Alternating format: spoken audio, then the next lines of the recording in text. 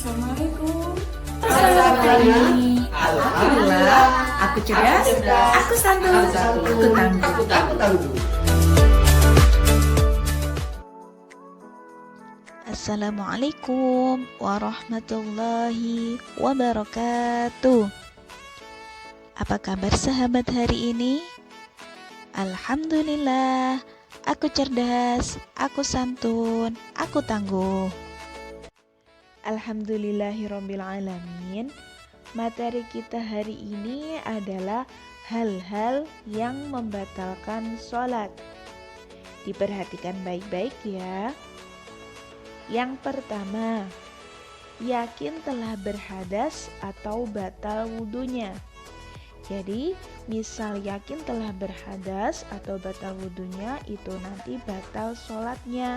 Semisal yakin telah kentut, nah itu nanti batalkan wudunya dan otomatis sholatnya juga batal.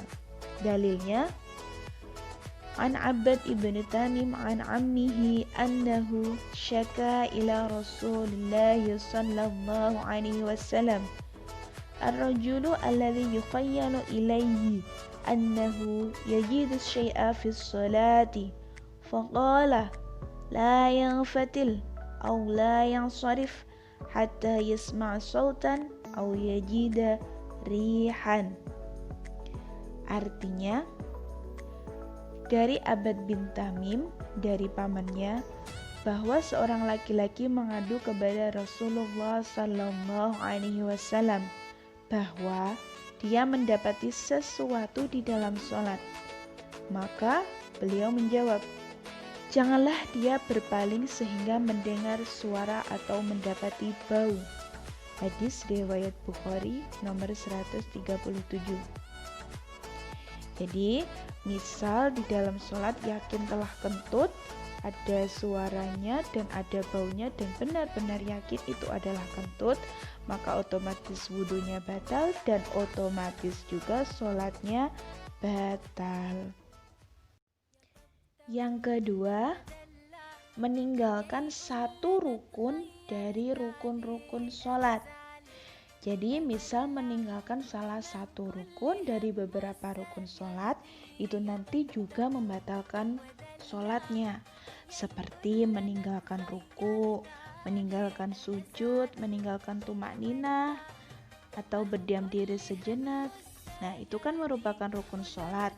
Kalau ditinggalkan itu nanti akan membatalkan sholat. Begitu juga jika meninggalkan salah satu syarat dari syarat-syarat sholat, seperti wudhu, menutup aurat, menghadap kiblat, dan lain-lainnya. Semua itu dikerjakan atau dilakukan dengan sengaja tanpa udzur atau halangan, maka itu nanti otomatis akan membatalkan sholat.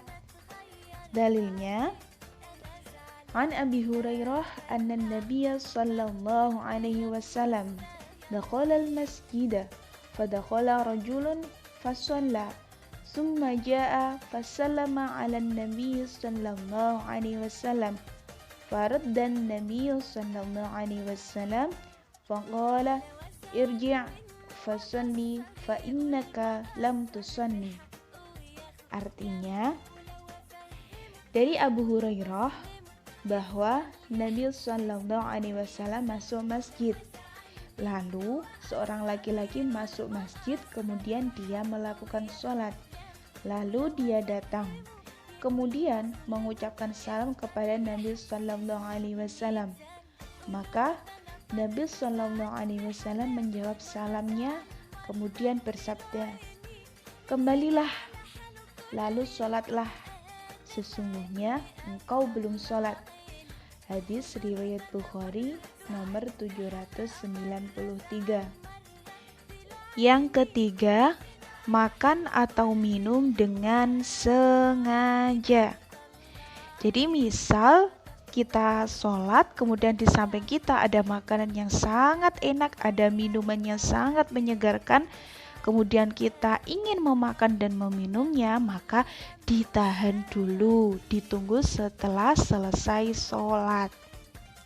Kenapa? Kalau sampai kita memakannya pada saat kita sholat, maka sholat kita akan batal. Dalilnya, Ibnu Munzir berkata, ulama telah sepakat, barang siapa makan atau minum di dalam sholat fardu atau sholat wajib dengan sengaja, dia wajib mengulangi sholatnya. Jadi, hati-hati ya. Yang keempat, sengaja berbicara bukan karena maslahat sholat. Jadi, jangan sampai kita berbicara saat kita sedang sholat. Misal, teman kita berbicara, kemudian kita ingin juga berbicara dengannya, maka jangan ditanggapi, tidak usah, tidak perlu. Kita fokus saja untuk sholat, kita berusaha khusyuk dalam sholat kita, dan membaca hal-hal yang harusnya dibaca saat sholat. Jadi tidak usah meladeni teman kita mengajak berbicara. Karena kenapa? Ketika kita berbicara dalam sholat, maka sholat kita akan batal. Sama juga, misal teman kita berbicara dengan teman yang lain. Kemudian dalam sholat, kita mengingatkan mereka, hei, jangan berbicara, nanti sholat kamu batal loh. Sama saja, itu juga akan membatalkan sholat. Karena kenapa?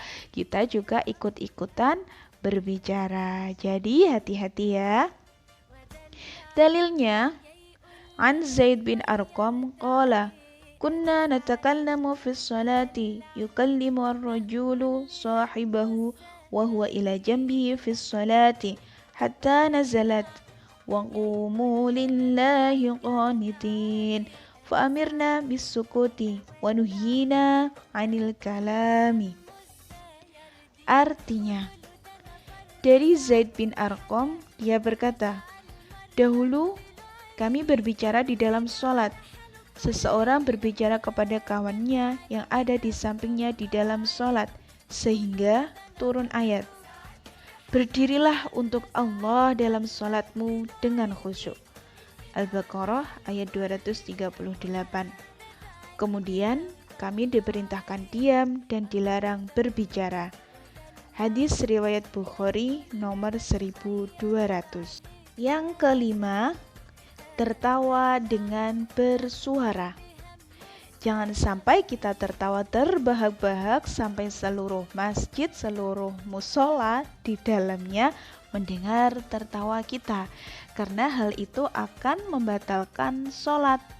Dalilnya, Abu Malik Kamal bin As-Syed Salim berkata, karena tertawa lebih buruk dari berbicara, karena hal itu disertai dengan meremehkan dan mempermainkan sholat.